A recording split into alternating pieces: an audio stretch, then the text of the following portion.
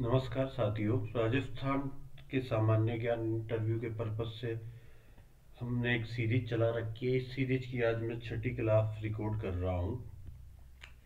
अब तक हमने राजस्थान का भौगोलिक विस्तार विस्तार सामान्य जानकारी, नदियों के बारे में, जनजातियों के बारे में और राजस्थान की हस्तशिल्प कला, एकीकरण, ये सारे चरण पढ़ चुके हैं। आज हम पढ़ेंगे राजस्थान की प्रमुख हवेलियां, महल और छतरियों के बारे में। ठीक है, ये एक ऐसा टॉपिक है जो पर्यटन को टच करता है। हर व्यक्ति जो इंटरव्यू लेने वाला हो या आरपीएससी मेंबर हो, वो पर्यटन के सारे स्थलों को अच्छी तरह से जानता है। तो यहाँ से क्वेश्चन पूछने की संभावनाएं बहुत ज्यादा रहती है कि राजस्थान में कौन कौन से प्रमुख महल, दुर्ग, हवेलियां, छतरियां वगैरह हैं।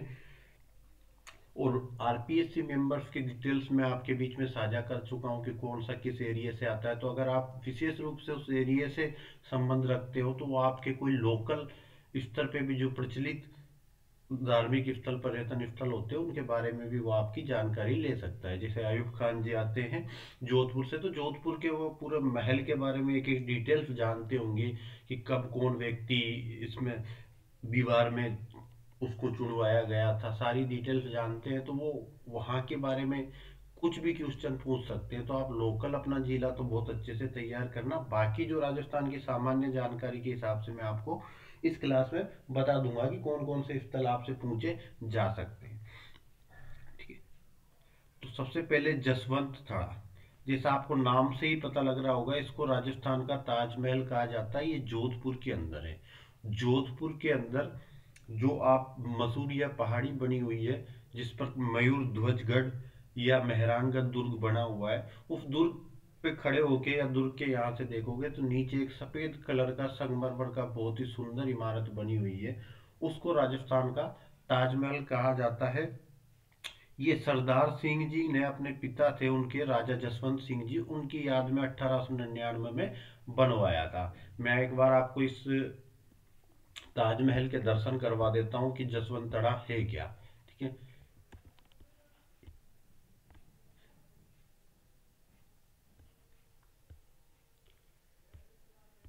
ये जो आप देख रहे हो स्ट्रक्चर, ये जसवंत थड़ा है। ठीक है, ये लिखा हुआ है यहाँ पर जसवंत थड़ा। और ये हेरिटेज लुक में सफेद संगमरमर से बना हुआ है, इसलिए इसको क्या कहा जाता है, राजस्थान का ताजमहल कहा जाता है। ये पीछे जो दिख रहा है ये मेहरानगढ़ फोर्ट है।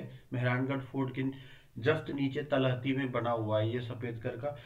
सरदार सिंह जी ने बनवाया था अपने पिता की याद में, जो जिनका नाम था जसवंत सिंह जी, जोधपुर महाराजा रहे थे। ठीक है, उसके बाद दूसरा प्रसिद्ध स्थल की बात करें तो ये स्थल है आपका मूसी महारानी की छतरी। ये अलवर के अंदर आती है। 80 खंभों पर ये बनी हुई मूसी महारानी की छतरी है।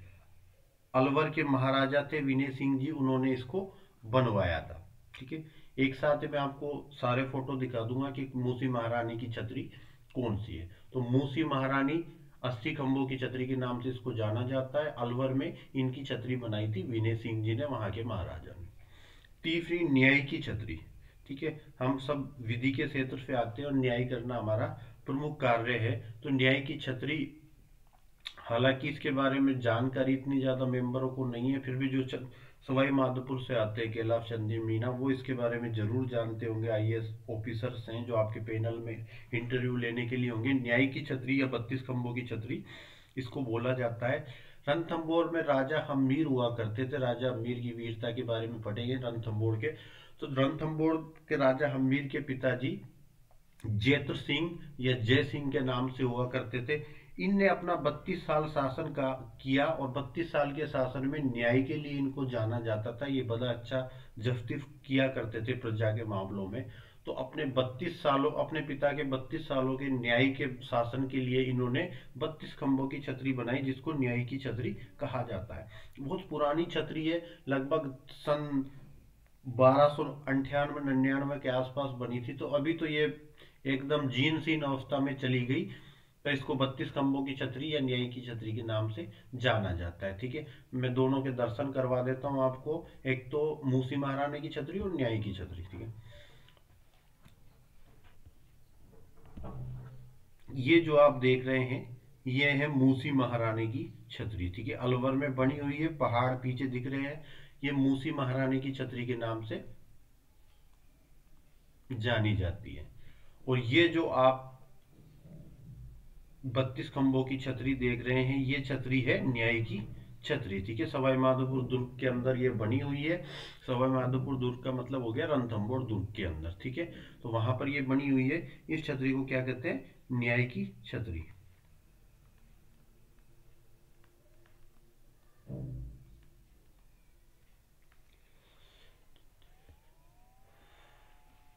महाराणा प्रताप की छतरी, ठीक है। महाराणा प्रताप पूरे राजस्थान में सबसे वीर, साहसिक और अपने स्वाभिमान के लिए लड़ने वाले योद्धा रहे थे महाराणा प्रताप। राजा होके भी इन्होंने 20, 30, 40 साल जंगल में रहे, घास की रोटियां बना के खाई। इनकी वीरता को इसीलिए जाना जाता है। इनकी छतरी बनी हुई है उदयपुर के बारडोली जगह पर, ठीक है। इतने प्रसिद्ध छतरी नहीं है, पर 8 खंभों की छतरी है। पर विशेष रूप से महाराणा प्रताप पूरे राजस्थान में वीरता और स्वाभिमान के लिए याद किए जाते हैं। इसलिए पूछ ले कि महाराणा प्रताप की छतरी कहाँ है, तो बारडोली उदयपुर में बता सकते हो। गेटोर की छतरियां, ठीक है। गेटोर की छतरियां जयपुर के अंदर गेटोर जगह पर है। और जयपुर में जितने ये कछवाहा शासक हुआ करते हैं, दिया कुमारी के जो पूर्वज हैं, इनकी सबकी मरने के बाद अंतिम संस्कार वहां पर किया जाता था और छतरियां बनाई जाती थी। जिस जगह पर अंतिम संस्कार होता था, तो पूरे कछवाहा शासकों की छतरियां इस गेटोर के अंतर्गत आती है। पटवों की हवेलियां, देखो हवेलियों के लिए दो जगह प्रसिद्ध हैं। एक तो झुंझुनू का मंडावा, मंडावा की हवेलियां बहुत प्रसिद्ध है। दूसरी राजस्थान के अंदर जैसलमेर की हवेलियां बहुत प्रसिद्ध है। जैसलमेर में पटवों की हवेली बहुत फेमस, 5 हवेलियां हैं, एक जैसी 5 हवेलियां बना रखी है पटवों की हवेली के नाम से। जैसलमेर में एक गुमान चंद पटवा नाम के एक व्यवसायी हुआ करते थे। उन्होंने अपने 5 बेटों के लिए बनवाई थी सन 1805 में। इतनी सुंदर, इतनी मनमोहक ये छतरियां बनी, ये हवेलियां बनी हुई है। तो गुमान चंद पटवा ने अपने 5 बेटों के लिए पटवों की हवेलियां बनाई जैसलमेर के अंदर, ठीक है। उसके बाद मैं भी, इसके फोटो अवेलेबल है, मैं करवा दूंगा पटवों की छतरी की। उसके बाद चित्तर पैलेस या उम्मेद भवन पैलेस, पूरे विश्व का या भारत का सबसे बड़ा रिहायशी महल इसको कह सकते हैं। सन 1929 में जब अकाल पड़ा था, तो अकाल के लिए राजा उम्मेद सिंह जी ने अकाल राहत कार्य चलाया था। उस अकाल राहत कार्य में इस महल को बनाया था ताकि जनता को रोजगार मिल सके, और उन्होंने अपने लिए एक महल तैयार कर लिया। इस महल में छित्तर जगह से निकाले हुए पत्थर उपयोग में लिए गए हैं। जोधपुर के पास एक जगह छित्तर, वहां से जो पत्थर निकलते हैं उनको छित्तर पत्थर कहते हैं। तो उस पत्थर के उपयोग से ये महल बना है, इसलिए इसको छित्तर पैलेस कहा जाता है। इसका नाम है उम्मेद भवन पैलेस। बिल गेट्स से लेके और अंबानी जी दोनों ने अपनी बेटियों की शादी इसी महल के अंदर से की है, ठीक है। बहुत ही बड़ा और रियायती महल है और बहुत महंगा, कॉस्टली है। आप उसके बाद नथमल की हवेली, ठीक है। नथमल की हवेली 2 हवेलियां बनी हुई है, ये भी जैसलमेर के अंदर ही है। एक सालिम सिंह की हवेली है जो जहाज के आकार की सी है बनी हुई, ठीक है। बीच में स्पेस और आसपास राउंडिंग में बनी हुई। तो एक ये जहाज का आकार लिए हुई, इसको जहाज महल या मोती महल के नाम से जाना जाता है। ये भी जैसलमेर के अंदर ही बनी हुई है। महाराणा प्रताप का घोड़ा चेतक, जिसको एक नाले को कूदते वक्त जिसके पैर चोटिल हो गया था, वो वहां पर मर भी गया था। तो इसका भी बलीचा के अंदर, राजसमंद में बलीचा जगह पर एक स्मारक बना हुआ है, तो वहां पर चेतक की छतरी बनाई गई है, ठीक है। इनमें से जो हमने पढ़े, जिनके फोटो अवेलेबल है, मैं आपको उसके फोटो दिखा देता हूँ।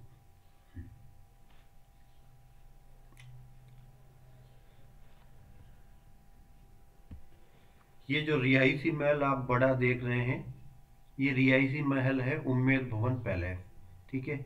ये काफी छोटा मैंने फोटो डाल रखा है, बाकी इससे भी बड़ा और विहंगम दृश्य है इसका सामने से देखने पर।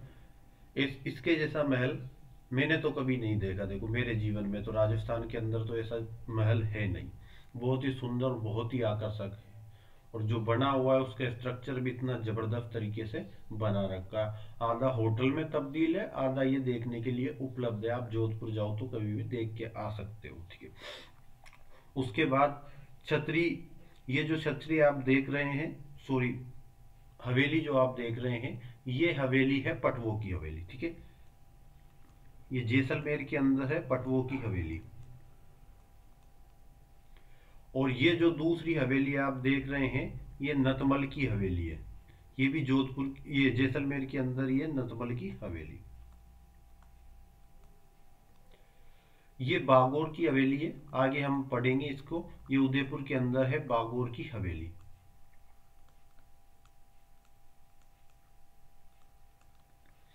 ठीक है। तो ये फोटो के साथ आपको याद रह जाए कि उम्मेद भवन पैलेस वगैरह, ये सारी आकृतियां जो आपके सामने दिख रही हैं, ये राजस्थान दर्शन करा रहा हूं मैं फ्री में, टूरिज्म आपको सभी को। उसके बाद बात करते हैं हवा महल, ठीक है। विशेष रूप से राजस्थान में हवा महल का ज़्यादा महत्व है। अब इसलिए भी ज़्यादा महत्व है कि माननीय प्रधानमंत्री जी नरेंद्र मोदी जी अभी फ्रांस के राष्ट्रपति को 26 जनवरी को जो हमारे राष्ट्रीय मेहमान के रूप में आए थे, उनको यहीं लेकर आए थे जयपुर घुमाने के लिए। और उम्मेद ये हवा महल के सामने बिठा के किसी चाय की दुकान पे चाय पिलवाई, यूपीआई से पेमेंट किया, सेल्फी ली हवा महल के सामने। तो हवा महल वैसे भी अभी ज़्यादा चर्चा में, लाइमलाइट में चल रहा है। हवा महल जयपुर के अंदर है।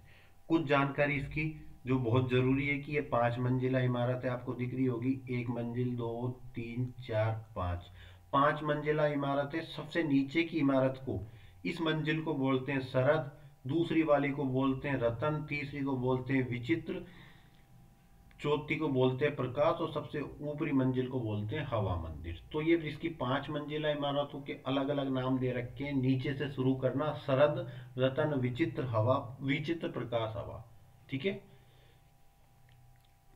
शरद, रतन, विचित्र, प्रकाश, हवा किसने बनवाया था? प्रताप सिंह जी ने 1799 में इस हवा महल को बनवाया था। अपनी रानियों को, जो जयपुर में तीज की सवारी और गणगौर की सवारियां निकलती थी, वो देखने के लिए रानियों के लिए बनवाया था। रानियां होती थी अनलिमिटेड, ठीक है। 100-200 रानियां एक एक राजा की होती थी। तो उन्होंने इतना बड़ा बनवाया कि सबको एक एक खिड़की मिल जाए, एक एक झरोके मिल जाए, और सब आराम से देख सके। 953 इसमें झरोके बने हुए हैं, और 365 इसमें खिड़कियां बनी हुई है, जिसमें से आराम से देखा जा सकता है। इस आकृति की एक विशेष खासियत यह है कि ये केवल 8 इंच चौड़ी दीवार पे, 8 इंच चौड़ी दीवार का मतलब होता है कि आपकी एक ईंट होती है, जो लाल कलर की छोटी ईंट होती है, उससे भी छोटी ईंट की चौड़ाई पर बनी हुई है पूरी इमारत है, इतनी बड़ी। इसके शिल्पी थे जिन्होंने ये इमारत बनाई थी, लालचंद उस्ता इसके शिल्पी हुआ करते थे। तो प्रताप सिंह जी ने बनवाई है, 1799 में बनी थी। 5 मंजिला इमारत है, पांचों मंजिलों के नाम याद रखो, 953 झरोके और 365 खिड़कियां, महज 8 इंच चौड़ी दीवार पर बना हुआ है। और जयपुर वाले तो विशेष रूप से इसके बारे में अच्छी तरह से पढ़ के जाना। मोर, ये जो कृष्ण भगवान का मुकुट होता है, वैसी आकृति का है, ठीक है। उसके बाद बात करते हैं अबली मीणी का महल, ठीक है। कोटा के राजा एक शिकार पर गए थे, वहां अब शेर, उनके पास से कोई बंदूक गिर गई थी और शेर सामने खड़ा था। अबली मीणी ने तीर से शेर को मारकर राजा की जान बचाई थी। तो राजा साहब इन पर बहुत मेहरबान हो गए थे। बाद में रानी बनाने का प्रस्ताव दिया, तो इन्होंने कहा रानी तो मैं बन जाऊंगी, पर मेरे नाम से जिस जगह पे मैं रहती हूँ अभी, दरा में, उस समय ये निवास करती थी, वहां एक महल बनाना होगा आपको। तो दरा के अंदर राजा साहब ने जो महल बनवा के दिया, उसको कहा जाता था अबली मीणी का महल, ठीक है। मीणा जाति से आती थी, तो अबली मीणी का महल दरा कोटा के अंदर बना हुआ है। इसको हाडोती संभाग का, जो 4 जिले आते हैं हादोती में, कोटा, बूंदी, बारा, झालावाड़, उस संभाग का ताजमहल के नाम से बोला जाता है। राजस्थान का ताजमहल तो जसवंत थड़ा को बोला जाता है, जो जोधपुर में। ये हादोती का ताजमहल है, अबली मीणी का महल। हाडी रानी का महल, ठीक है। हाडी रानी सहल कंवर नाम की एक लेडीज हुआ करती थी, सहल कंवर, ठीक है।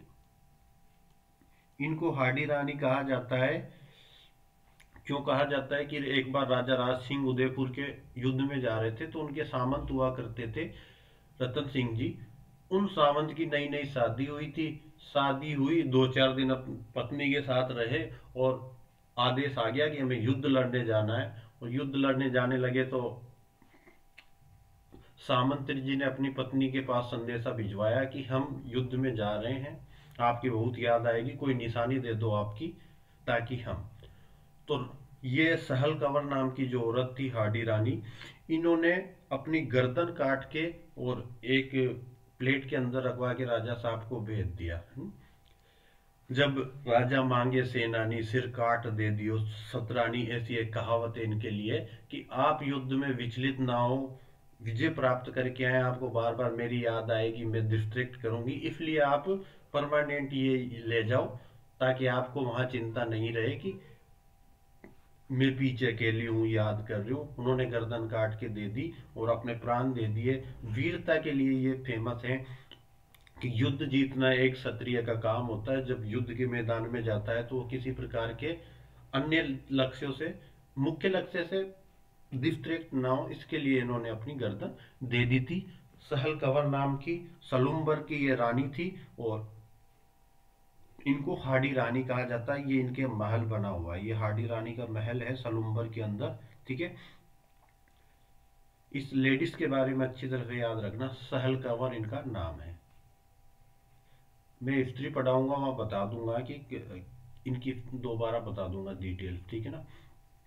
सुनहरी कोठी और मुबारक महल, दो अलग अलग महल है टोंक के अंदर। एक तो सुनहरी कोठी है जिसके दीवारों पे गोल्डन कलर का उपयोग किया गया, उसको सुनहरी कोठी कहते हैं। एक मुबारक महल है। ये मुबारक महल और सुनहरी कोठी दोनों तोक के अंदर है। मुबारक महल फेमस रहा था कि 2014 से पहले यहाँ पर हर साल ईद पर ऊंट की बलि दी जाती थी। 2014 में ऊंट को राज्य पशु का दर्जा दे दिया गया, तो ऊंट का वध करना प्रतिषेध हो गया, तब से यहाँ पर ऊंट की बलि बंद हो गई। तो सुनहरी कोठी मुबारक महल टोंक के अंदर बना हुआ है। टोंक एकमात्र मुस्लिम रियासत है राजस्थान की, ठीक है, जिसको अमीर खां पिंडारी के द्वारा बनाया गया था। बागोर हवेली, ठीक है, मैंने यहाँ पर आपको पिछले इसमें दिखाया था कि यह बागोर की हवेली है उदयपुर में, ठीक है।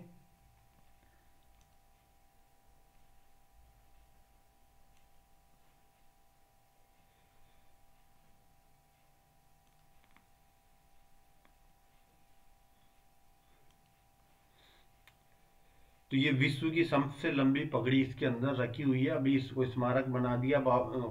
पश्चिमी सांस्कृतिक कला केंद्र के नाम से यहाँ पर एक म्यूजियम खोल दिया। इस म्यूजियम के अंदर सबसे लंबी पगड़ी रखी हुई है विश्व की, ठीक है, सिर पे बांधने की सबसे लंबी इस बागोर हवेली के अंदर एक पगड़ी रखी हुई है। पोद्दार हवेली और भगतों की हवेली नवलगढ़ झुंझुनू के अंतर्गत आती है, ठीक है। झुंझुनू का के अंतर्गत एक शहर आता है नवलगढ़, वहां पर पोद्दार हवेली और भक्तों की हवेली आती है। ये शेखावटी से एरिया है पूरा, ये हवेलियों के लिए प्रसिद्ध एरिया है, ठीक है। मंत्रियों की हवेली, सुराणा की हवेली और गोयनका हवेली, ये चूरू के अंदर 3 फेमस हवेलियां हैं। एक तो मंत्रियों की हवेली, एक सुराणा हवेली और एक गोयनका हवेली, ठीक है। दानचंद चोपड़ा की हवेली सुजानगढ़ चूरू से बहुत प्रसिद्ध है, बार बार इसको पूछा जाता है, ज्यादा चर्चा में रहती है पेपरों के अकॉर्डिंग इसको, और इसलिए मैंने यहाँ पर शामिल किया है कि सुजानगढ़ चूरू में दानचंद चोपड़ा की एक फेमस हवेली है। खेतरी महल, ठीक है, झुंझुनू के खेतरी जगह पर जो तांबे के उत्पादन के लिए विशेष रूप से प्रसिद्ध है। इस खेतरी पर एक महल बना हुआ है जो भोपाल सिंह जी ने बनवाया था, ठीक है, झुंझुनू के अंतर्गत आता है। इसको शेखावटी का ताजमहल कहा जाता है। तो खेतरी महल, इसमें स्वामी विवेकानंद जी भी 2 रात रुक कर गए थे। झुंझुनू में आता है खेतरी महल, शेखावती का ताजमहल इसको बोला जाता है। भोपाल सिंह जी ने बनवाया था, बनवाने से कोई ज्यादा मतलब नहीं, पर इसमें स्वामी विवेकानंद जी रुक कर गए थे। तो ये महल, कुछ क्षत्रिया विशेष हमने पढ़ ली। अब राजस्थान के दुर्ग के बारे में कि किले कौन कौन से राजस्थान में प्रसिद्ध रहे हैं। तो राजस्थान के प्रमुख दुर्ग, ठीक है,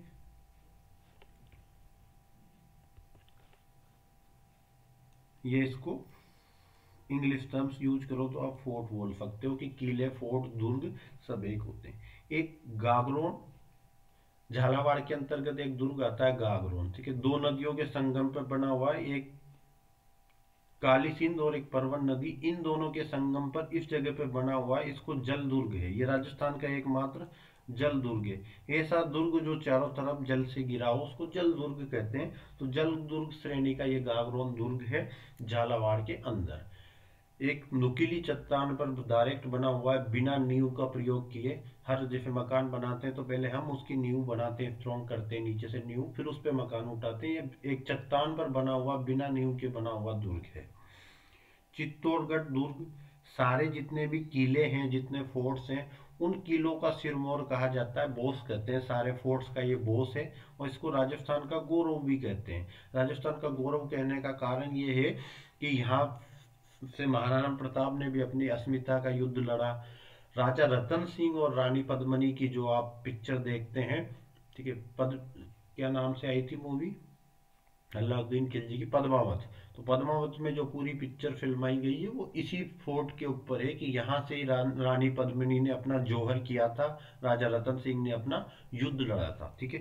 तो ये राजस्थान का गौरव इसलिए कहलाता है कि यहाँ अस्मिता की लड़ाई लड़ी रानी पद्मिनी से लेकर महाराणा प्रताप तक, उदय सिंह, राणा सांगा, राणा कुंभा, बड़े फेमस फेमस लोग हुए।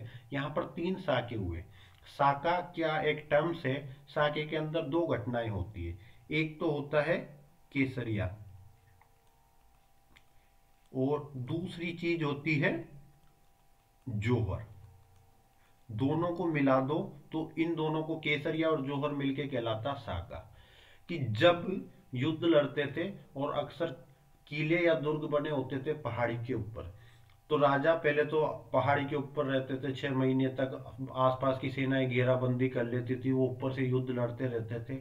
जब सारी संभावनाएं खत्म हो जाती थी कि दुर्ग के अंदर राशन पानी भी खत्म हो गया, पानी खत्म हो गया, खाने के नहीं बचे, अब तो हमें गेट खोलकर जो सेना ने हमें 6 महीने से घेर रखा है इनसे युद्ध करना पड़ेगा, ऐसी संभावना होती थी।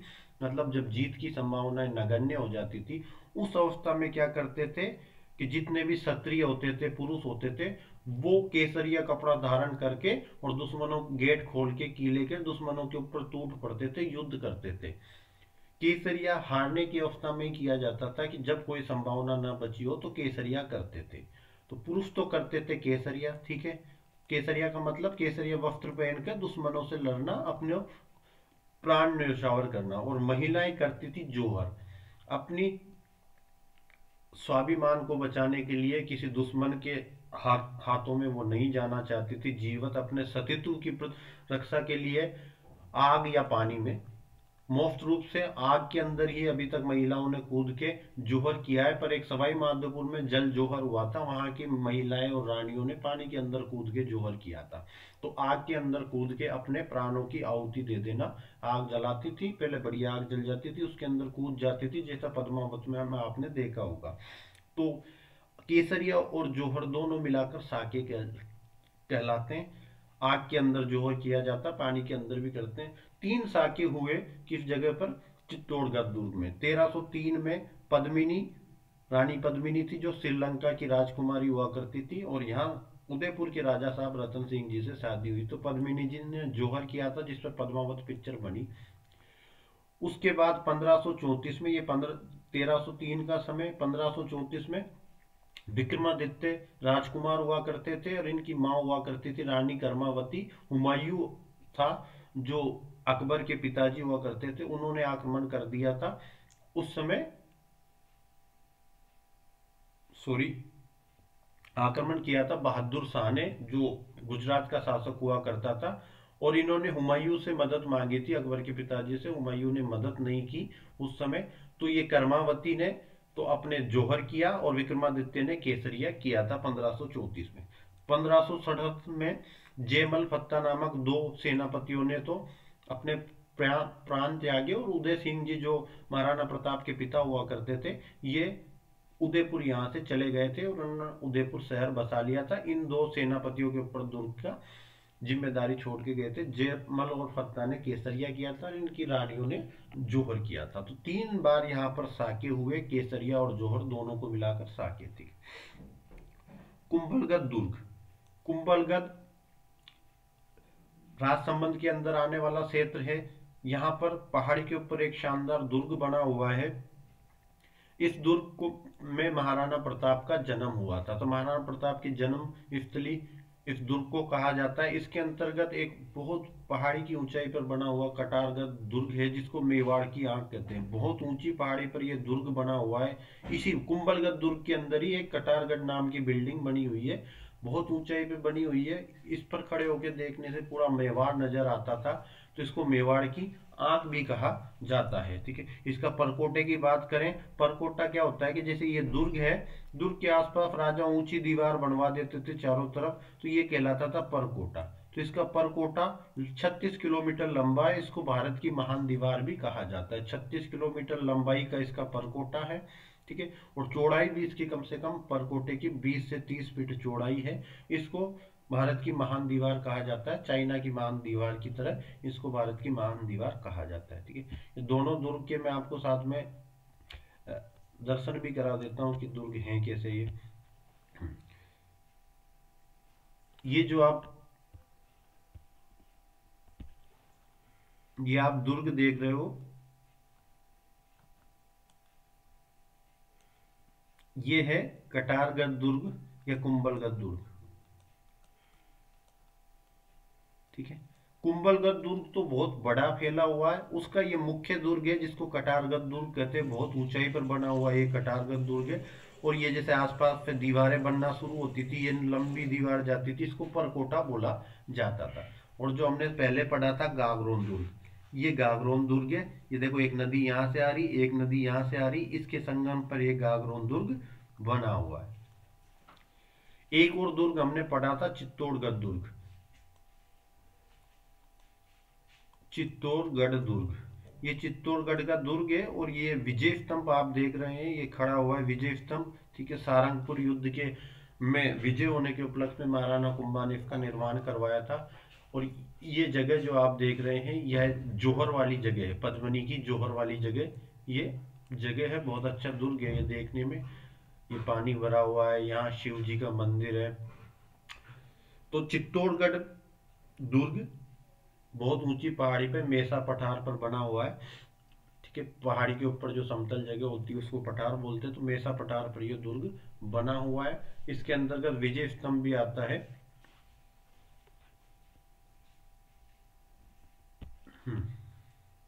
उसके बाद बात करते हैं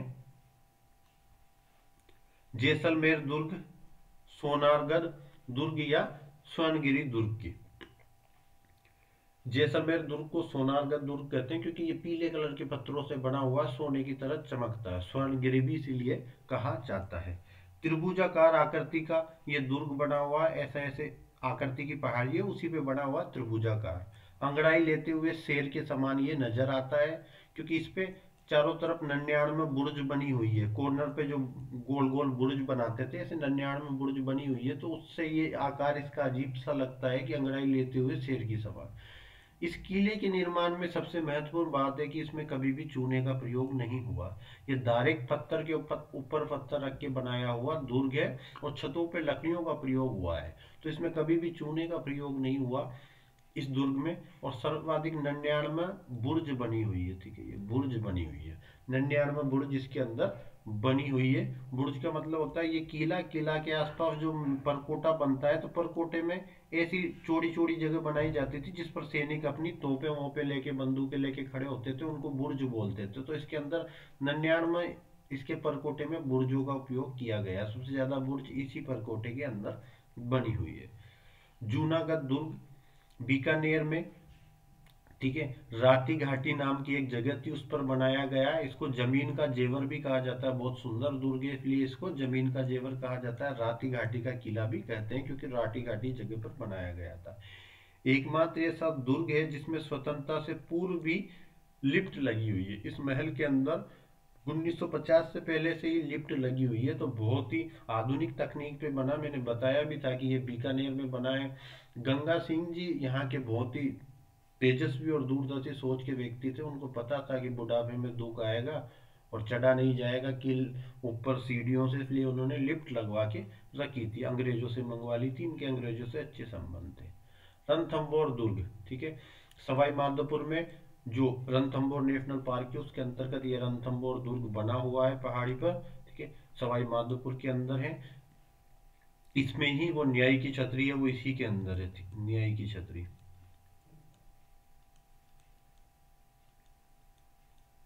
ठीक है।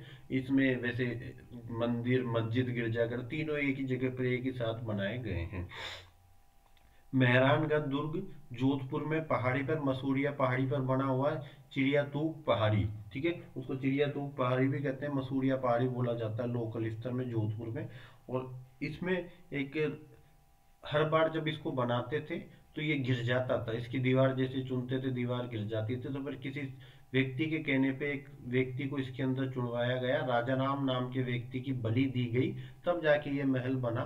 बहुत ऊंचा और विंडसर महल है देखने में, ठीक है। तो इसको बनाने में बहुत परेशानी आती थी, इसलिए राजा राम नाम के व्यक्ति की एक सिल्ल जगह लिखा होगा, है ना, सिल्ल।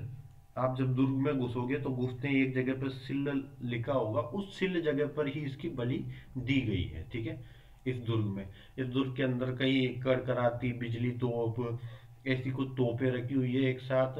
और जो 2008 में चामुंडा माता के मंदिर में जो हादसा हुआ था, जसवंत चोपड़ा कमेटी वगैरह जिस पर बैठी थी, वो भी इस दुर्ग के अंदर ही चामुंडा माता का मंदिर है, जिस पर नवरात्रा के समय एक हादसा हो गया था, भगदड़ मचने से 100-200 लोग मर गए थे, ठीक है।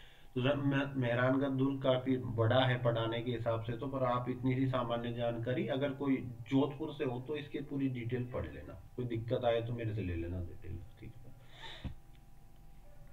बटनेर का किला, ठीक है, मैं सारे किले बाकी एक साथ दिखा दूंगा फोटोज में। बटनेर का किला राजस्थान के सबसे उत्तर में हनुमानगढ़ में ये बटनेर का किला बना हुआ है। सबसे पुराना किला इसको बोल सकते हैं कि ये 1000 ईस्वी के आसपास ही बन गया था बटनेर का किला, ठीक है।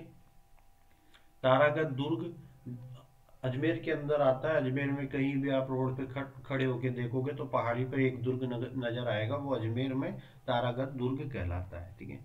उड़ना राजकुमार पृथ्वीराज नाम से एक राजकुमार हुआ करते थे उदयपुर के, वो थोड़ी देर में ही कहीं से कहीं तक पहुंच जाते थे घोड़े से, तो उनको उड़ना राजकुमार कहते थे कि ये उड़ते हुए पहुंच जाते हैं। इन्होंने अपनी पत्नी थी ताराबाई, उनके नाम पर इस दुर्ग का नाम तारागढ़ रखा। ये गढ़ बिजली दुर्ग कहलाता है क्योंकि गढ़ बिजली पहाड़ी पर ये बना हुआ है। इसको राजस्थान का जिब्राल्टर कहा जाता है। कोई महल हुआ हुआ करता होगा जिब्राल्टर, उसकी संज्ञा दी किसी अंग्रेज व्यक्ति ने, तो इसको राजस्थान का जिब्राल्टर कहा जाता है। तो तारागढ़ दुर्ग अजमेर के अंदर बना हुआ है। आमेर का किला जयपुर में आमेर जगह पे है। राजा थे दुल्हे राय, उन्होंने 1150 ईस्वी में इसको बनवाया था, ठीक है। सन 1150 में बनवाया, बाद में जो सवाई ये जो जय सिंह ने, मान सिंह ने सबसे ज्यादा इसका काम करवाया, विकास करवाया। यहाँ दीवाने आम महल है, ठीक है। एक शीश महल बना हुआ है इसके अंदर। नीचे माउंटा झील है, पानी की एक झील है जिसके हम नाम है माउंटा झील, ठीक है। एक केसर क्यारी बनी हुई है, ठीक है, कश्मीर से लाके और एक केसर क्यारी बनाया था, एक पार्क बना रखा है नीचे। इसके अंदर शीला माता का मंदिर है, बंगाल से शीला माता की तस्वीर लेके आए थे और मंदिर बनाया था मान सिंह जी ने, तो शीला माता मंदिर इसके अंदर बना हुआ है। मान सिंह जी के पुत्र थे जगत सिंह जी, वो मर गए थे कम उम्र में, उनकी याद में जगत शिरोमणि मंदिर इनकी माता जी ने, जगत सिंह जी की माता जी ने बनवाया था। तो ये कुछ आमेर के किले के, यहीं पद्मिनी ने अपना बचपन गुजारा था, ठीक है। ये पद्मिनी का घर हुआ करता था। पास में ही पहाड़ी पर जयगढ़ किला बना हुआ है, जिसको चिल्ल का टीला भी बोला जाता है, ठीक है। जयगढ़ पास में दिखेगा आपको। और इसमें एक 20 फीट लंबी जयबान तोप रखी हुई है, सबसे लंबी तोप है 20 फीट लंबाई की। इसमें एक बार ही गोला डाल के दागा गया था और गोला जाके गिरा था चाकसू में, और चाकसू में एक तालाब बन गया था उस जगह पर, जिसको गोले लाऊ तालाब कहते हैं। तो बड़ी भारी तोप थी, एक बार ही उपयोग में ली गई जयबान तोप, ठीक है।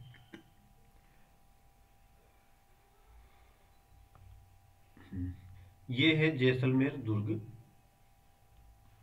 ठीक है। ये जैसलमेर दुर्ग है,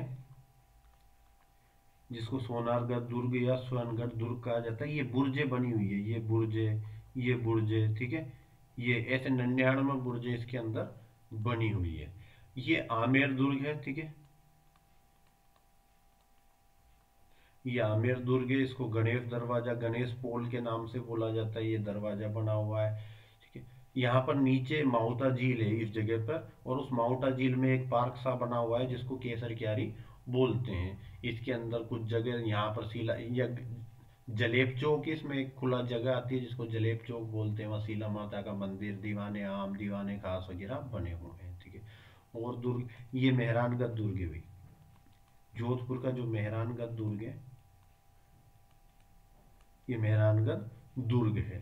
ये रणथंभौर का दुर्ग है।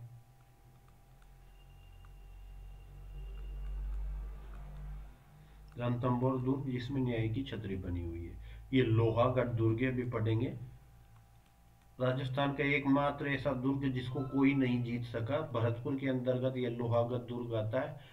अजय दुर्ग बोला जाता है इसको। इसके आसपास ये पानी की केनाल बनी हुई है। तो राजा क्या करते थे, इसको तो उठा लेते थे, ये लकड़ी का बना हुआ था रास्ता, और बंद कर लेते थे। और आसपास केनाल रहती थी, इस केनाल में डाल रखे थे मगरमच्छ। ये सूरजमल जी ने बनवाया था, भरतपुर महाराजा बहुत बुद्धिमान हुआ करते थे सूरजमल जी। मगरमच्छ थे नदी में, कोई कूद के आए तो मगरमच्छ खा जाए अंदर, और डायरेक्ट इस केनाल को पार करके आ नहीं सकते थे। और इसके आसपास मिट्टी लगा रखी थी, तो बाहर तोपों से हमला करते थे तो तोपों का गोला उस मिट्टी के अंदर समा जाता था, मिट्टी को गीला कर देते थे। महल के आसपास मिट्टी लगा रखी थी, मिट्टी को गीला कर देते थे। तोप का कोई गोला आता था दीवार को तोड़ने के लिए, तो वो मिट्टी में समा जाता था, फटता नहीं था। इसलिए अंग्रेज भी 6 बार इसको जीतने का प्रयास किया, फिर भी नहीं जीत पाए इतनी अत्याधुनिक तकनीक के साथ। तो इसलिए इसको लोहागढ़ दुर्ग माना जाता है कि लोहे का बना है, इसको जीतना आसान काम नहीं है। अजय दुर्ग माना जाता है, भरतपुर के अंदर है, महाराजा सूरजमल जी ने बनवाया था। ये जमीन का जेवर कहलाने वाला दुर्ग है। कौन सा दुर्ग, इसको जूनागढ़ दुर्ग कहा जाता है। जमीन का जेवर बीकानेर के अंदर है, ठीक है, जूनागढ़। राती घाटी जगह पे लाल कलर का बना हुआ है ये जूनागढ़ दुर्ग, इसके अंदर लिफ्ट लगी हुई है।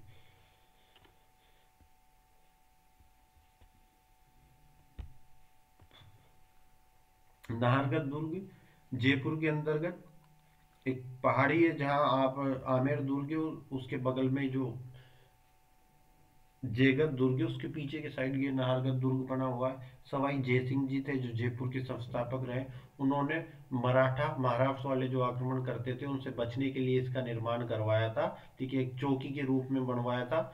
नाहर सिंह भोमिया एक लोकल स्तर में देवता के रूप में माने जाते हैं, उनके नाम पर इनका नाम नाहरगढ़ रखा गया था। माधो सिंह द्वितीय जो जयपुर के शासक हुए, उन्होंने अपनी 9 रानियां थी, देखो इनके 9 रानियां थी, उनके लिए 9 एक जैसे महल बनवाए, जो इस दुर्ग के अंदर, नाहरगढ़ दुर्ग के अंदर 9 एक जैसे महल बने हुए हैं, वो माधो सिंह द्वितीय ने बनवाए थे, ठीक है। नाहरगढ़ दुर्ग।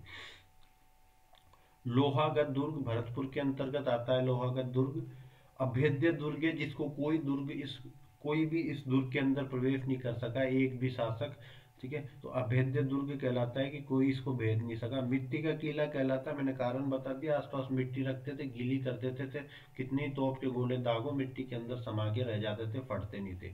महाराजा सूरजमल जी के द्वारा निर्माण करवाया गया था, ठीक है। महाराजा सूरजमल को प्लेटो कहा जाता है। प्लेटो जितना बुद्धिमान व्यक्ति था, विश्व में सबसे बुद्धिमान व्यक्तियों में से आते हैं, ऐसे महाराजा सूरजमल जी भी उस समय बहुत बुद्धिमान थे, दूरदर्शी सोच के व्यक्ति थे। एकमात्र दुर्ग जिसको कभी भी अंग्रेज नहीं जीत सके। आसपास एक सुजान गंगा नहर के द्वारा खाई बनाई गई, इस खाई में क्या डाल रखे थे इन्होंने, मगरमच्छ डाल रखे थे।